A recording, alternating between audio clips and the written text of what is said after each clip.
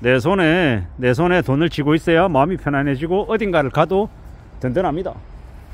통장에 돈이 아무리 많아도 실물 현금을 손에 쥐고 있는 게 좋겠다라고 생각합니다. 내 손에 만원짜리 한 장만 들어있어도 어딘가를 가더라도 불안하지 않죠.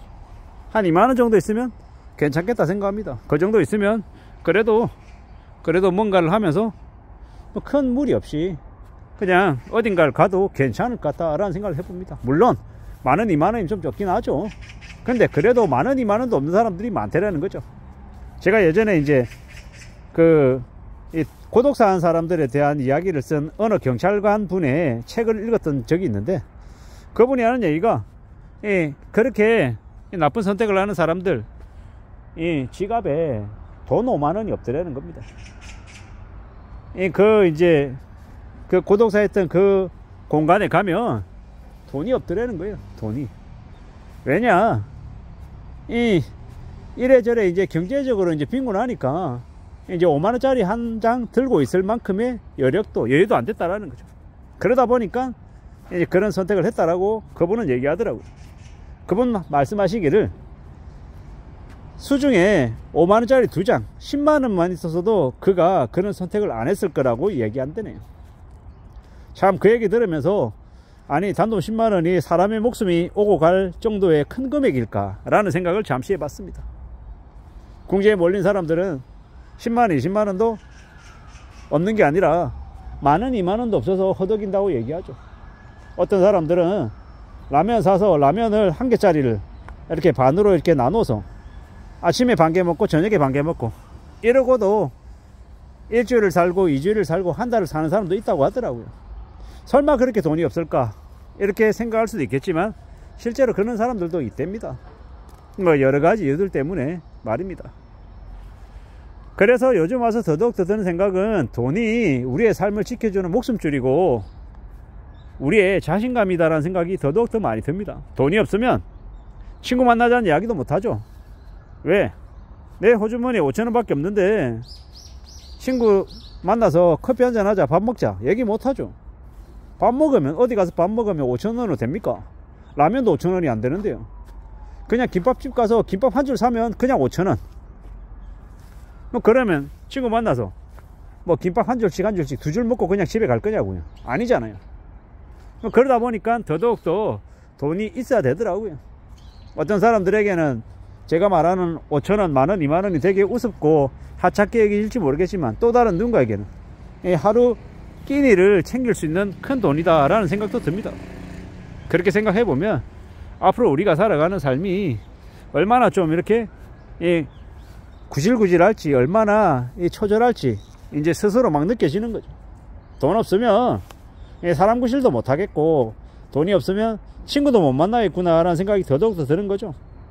부모 자식 간에도 돈이 없으면요, 자식이 예를 들어서 아들이 돈이 없어요 매달. 그래서 엄마 20만원만 보내줘, 엄마 10만원만 보내줘, 뭐 이렇게 계속 얘기하면 그 어머니의 마음이 어떻겠냐고요. 그리고 그렇게 엄마에게 계속 매달릴 수 있는 사람은 어쩌면 또 그나마 또 다행일지도 모릅니다. 그렇게 그 엄마라고 하는 사람이 돈을 그래도 여러 차례 보내주고 챙겨주고 할 여력이 되었으니 또 그렇게 그 아들이 엄마에게 얘기할지도 모른다라는 거죠. 참 씁쓸하고 참 안타깝고 참 답답한 노릇이죠. 살아가다 보면 이렇게 참 돈이 없어서 힘겨운 궁지에 몰리는 사람들이 생각보다 많습니다. 저도 제가 아는 이제 사장님이 IMF 이후에 되게 사업이 많이 망가져서 되게 힘든 시절을 겪었다고 하더라고요. 그분 하시는 얘기가 IMF 이후에 2002년 월드컵 할 때 진짜 조그마한 TV 하나 이렇게 몰래 숨겨가지고 채권자들 몰래 숨겨서 골방에서 TV를 붙들고 한 2년을 살았대요. 그러면서 배고프고 막 이러고 이제 술도 먹고 싶고 이러면은 지인들한테 연락해가지고 뭐 만원씩 2만원씩 빌려서 소주 마시고 했대요. 근데 이제 그랬던 되게 힘겹고 어렵게 살았던 그 시절이 있어서 그 이후에 그분은 지금도 무탈하게 사업을 잘 이제 이어나가고 있죠. 그런 거 보면 사람들은 누구나 다 되게 힘들고 어려운 처지에 놓일 때가 있더라고요. 근데 이 대부분의 사람들은 한번 망하고 나면 못 일어나고 그냥 영영 넘어진 그 상태로, 엎어져 있는 상태로 그냥 이 좀비처럼 그냥 살아가는 사람들도 많더라고요. 그런 사람들이 이제 저기 이제 서울역이나 아니면은 저기 뭐 지하철역에 이제 머물러 있는 그들이 되겠죠. 그런 얘기를 하더라고요. 지하철에서 노숙을 하더라도 빚이 없으면 그래도 어디 가서 밥 빌어 먹을 때 밥 얻어먹고 동전도 받고 이렇게 하며 살아간다는 거죠. 근데 노숙자조차도 빚쟁이가 되고 이 신용불량자, 채무불이행자가 되면 채권자가 찾아와서 가만히 놔두지 않는다는 거예요. 붙잡아가서 신장을 빼가는지 아니면 멸치잡이 어선에 팔아먹는지 무슨 짓을 한다라는 거죠. 빚이 없어야 되고 돈도 조금 있어야 그래야 사람 구실도 하고 먹고 살고 이 보통의 평범한 것들을 누리며 산다라는 거죠. 연끌하고 비투하고 하는 사람들이 되게 늘어났다라는 거, 그만큼 이 경제적인 관념이 안 갖춰졌다라는 거, 세상을 좀 너무 쉽게 수월하게 만만하게 생각했던 탓인 것 같습니다. 그리고 누구나 다 넘어질 때가 있지만 또 다시 일어설 수 있는 이 기회도 있다라는 걸 감히 말씀드리고 싶고요. 과거에도 그렇고 지금도 그렇고 앞으로도 그런 건 열심히 땀 흘리면서 무던히 애쓰며 사는 사람에게 기회가 올 수밖에 없다라는 거죠. 그렇게 생각하고 착실하게 살면 좋겠다라는 생각이 듭니다.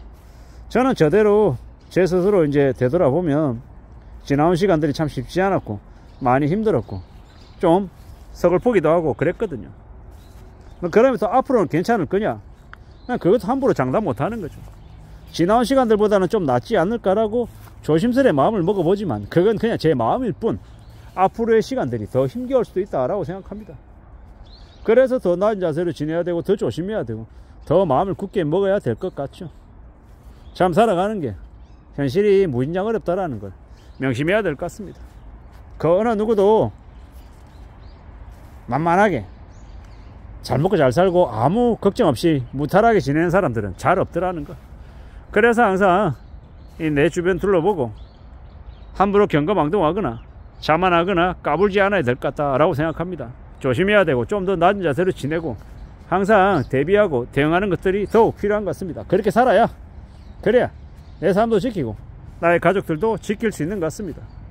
가족을 지킨다라는 거, 내 삶을 유지한다라는 게 별거 아닌 것 같지만 이 어려운 시기에는 정말 쉽지 않은 거다라는 말씀을 드립니다. 아무쪼록 일상을 잘 유지해 나가는 우리가 됐으면 좋겠습니다. 이상입니다.